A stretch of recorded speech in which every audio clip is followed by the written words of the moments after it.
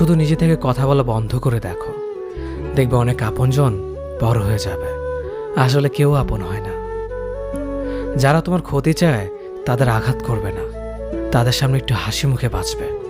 দেখবে তুমি আঘাত করলে যা কষ্ট পেত, ওরা তার থেকেও বেশি কষ্ট পাবে। যত মিশবে ততই মানুষ চিনবে। অভিনয় যে কত প্রকার হয় তা বুঝতে পারবে। সবাইকে তোমার সত্যতা জানানোর দরকার নেই।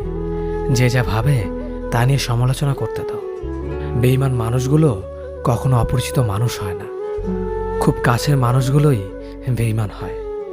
পাতা ঝরার আগে পাতার রং বদলে যায়, আর মানুষ বদলানোর আগে কথা বলার ধরন বদলে যায়।